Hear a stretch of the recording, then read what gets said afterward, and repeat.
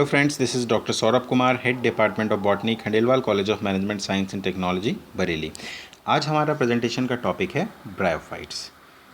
तो सबसे पहले ब्रायोफाइट वर्ड का मतलब समझते हैं। ब्रायोफाइट वर्ड दो ग्रीक वर्ड से मिलकर बना है, ब्रायोन और फाइटोन। ब्रायोन का मतलब होता है मॉस, फाइटोन का मतलब है प्लांट, यानी ब्रायोफाइट्स को हम मॉस प्लांट भी बोलते हैं। ब्रायोफाइट्स किंगडम प्लांटी में आते हैं, जिसमें फर्दर मॉसेस, लिवरवर्ट्स और हॉर्नवर्ट्स में इनको डिवाइड किया गया है। ब्रायोफाइट्स की पोजीशन की अगर बात करें तो ब्रायोफाइट्स जो कि ग्रीन प्लांट का एक ग्रुप है, उसको थैलोफाइट्स यानी कि एल्गी और वस्कुलर क्रिप्टोगैम्स यानी कि टेरिडोफाइट के बीच में रखा गया है। ब्रायोफाइट्स एम्ब्रियो का फॉर्मेशन करते हैं, लेकिन इनमें सीड्स का फॉर्मेशन नहीं होता है और ना ही इनमें वस्कुलर टिश्यू जैसे कि जाइलम और फ्लोएम प्रेजेंट होते हैं।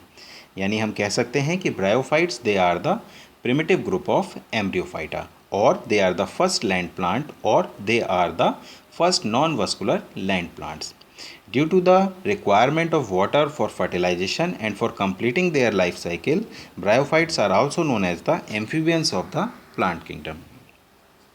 These are some pictures of bryophytes like that of Markensia, Anthoceros and moss. Distribution की अगर बात करें तो bryophyte they are represented by 960 genera and 24,000 species. They are cosmopolitan in distribution, means they are found everywhere and in wide variety of habitats like that of temperate and tropical regions of the world. India में बात करें अगर तो bryophyte generally they are present on the whole Himalayan tract and in the north eastern part of the country. They are also present in some of the South Indian hills and also in some plains of Uttar Pradesh, MP, Gujarat and in South India. Fossil records of bryophyte जो हैं वो हमको Cenozoic, Mesozoic और Palaeozoic इरा से प्राप्त हुए हैं. ज़्यादातर ब्रायोफाइट जो हैं वो टेरेस्ट्रियल होते हैं, लेकिन फिर भी कुछ ब्रायोफाइट हैं जो कि एक्वेटिक हैं, जिसका बहुत कॉमन एग्जांपल है रिक्सिया फ्लूटियंस, रिक्सिया कार्पस. ब्रायोफाइट का अगर सिग्निफिकेंस की बात हम करें तो ब्रायोफाइट बहुत छोटे प्लांट्स होते हैं, इनकॉन्स्पीशियस हैं, मतलब कॉमनली आइडेंटिफाइड नहीं होते हैं, लेकिन फिर भी they form the important part of the biosphere. इनके कुछ इंपॉर्टेंट फंक्शन हैं, जैसे कि they are the pioneer in the land plants. Land plant में सबसे पहले हैं. ये सॉइल प्रोटेक्शन का काम करते हैं, सॉइल को एंकर करके. ब्रायोफाइट्स का एक और इम्पॉर्टेंट रोल है बायो मॉनिटरिंग. बायो मॉनिटरिंग का मतलब ये है कि ये प्लांट्स एनवायरमेंटल हेल्थ और स्टेटस को डिटेक्ट करने में भी हेल्प करते हैं, क्योंकि ये एटमॉस्फेरिक मेटल्स को एब्जॉर्ब करते हैं और इनकी एनालिसिस के थ्रू हम एटमॉस्फेयर में मेटल्स के बारे में जानकारी प्राप्त कर सकते हैं. कुछ ब्रायोफाइट्स की स्पीसीज़ हैं, उनको फूड के फॉर्म में भी इस्तेमाल किया जाता है. इसके साथ साथ ब्रायोफाइट्स का कॉमर्शियल यूज़ भी है, जिसका बहुत कॉमन एग्जांपल है पीट मॉस यानी कि स्फेग्नम, जिसको फॉसिल फ्यूल के फॉर्म में इस्तेमाल किया जाता है. इसके साथ साथ इसको सर्जिकल ड्रेसिंग में भी इस्तेमाल किया जाता है. सबसे छोटा ब्रायोफाइट ज़ूओप्सिस है और सबसे टॉलेस्ट ब्रायोफाइट डॉसोनिया है. इस पिक्चर में हम देख रहे हैं ब्रायोफाइट की पोजीशन, कि कैसे उनको थैलोफाइट्स यानी एल्गी और वस्कुलर क्रिप्टोग्राम्स की टेरिडोफाइट के बीच में प्लेस किया गया है. ब्रायोफाइट के ओरिजिन से संबंधित दो थ्योरीज दी गई हैं. एक है टेरिडोफाइट ओरिजिन ऑफ ब्रायोफाइट्स, दूसरा है algal origin of bryophytes. Pteridophyte origin of bryophytes में ये बताया गया है कि ब्रायोफाइट्स का ओरिजिन हायर प्लांट ग्रुप यानी कि टेरिडोफाइट से हुआ है, और इसमें रेट्रोग्रेसिव थ्योरी भी इसको बोलते हैं, क्योंकि हायर प्लांट से इन लोअर प्लांट्स का ओरिजिन हुआ है.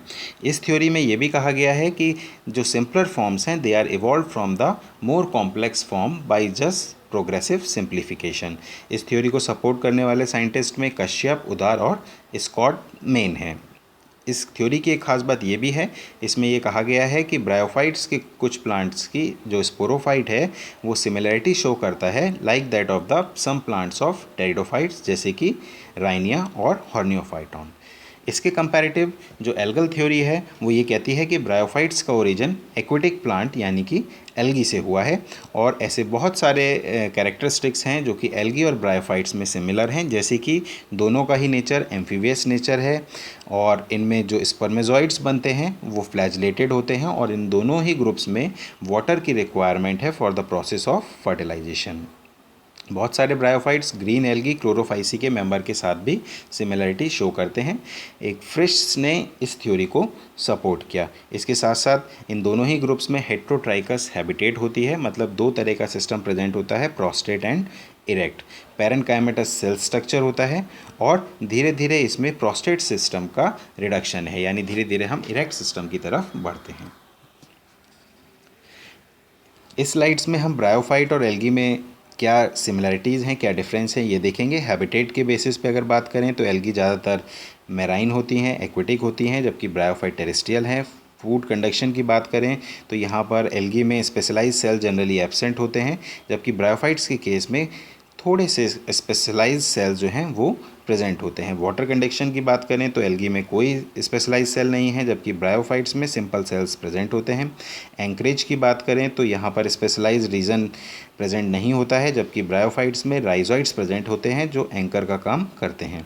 मॉर्फोलॉजी की बात करें तो यूनिसेलुलर है एल्गी, फिलामेंटस है, पैरेनकाइमेटस भी है और सिनोसिटिक भी है। सिनोसिटिक का मतलब मल्टीन्यूक्लिएट, जबकि ब्रायोफाइट ज़्यादा तरीके से पैरेनकाइमेटस ही होते हैं। लाइफ साइकिल की बात करें तो ऑल्टरनेशन ऑफ जनरेशन कुछ स्पीसीज़ में ही एल्गी में देखने को मिलती है, जबकि ब्रायोफाइट की बात करें तो generally all the bryophyte show the alternation of generation, और यहाँ पर स्पोरोफाइट गेमेटोफाइट पे डिपेंड करता है, जबकि एल्गी के केस में स्पोरोफाइट और गेमेटोफाइट इंडिपेंडेंट होते हैं।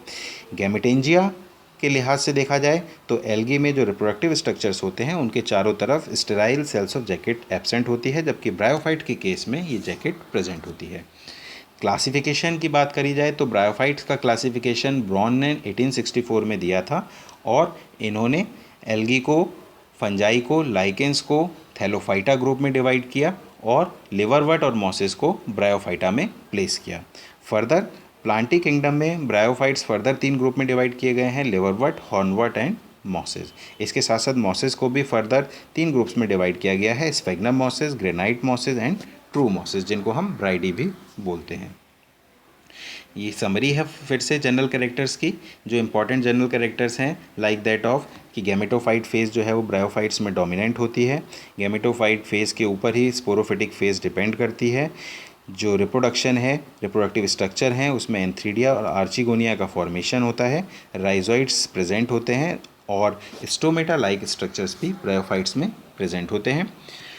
ब्रायोफाइट की एक इंपॉर्टेंट बात यह है कि इसमें होमोस्पोरस कंडीशन मिलती है, यानी similar types of spores are present in the bryophytes. Gametophytic thallus prominent generation है, जबकि स्पोरोफिटिक जनरेशन कुछ समय तक ही रहती है और गैमेटोफाइट जनरेशन पे डिपेंड करती है। लीव्स में क्यूटिकल प्रेजेंट नहीं होती है या बहुत थिन क्यूटिकल होती है, और इसी वजह से जो ब्रायोफाइट्स हैं वो अपनी जनरल बॉडी सरफेस से वाटर को एब्जॉर्ब करते हैं, और ब्रायोफाइट्स में वस्कुलर टिश्यूज़ भी एब्सेंट होते हैं। So friends, this is some basic importance and classification and characteristic of the bryophytes. Thank you. Hope you will understand these key points.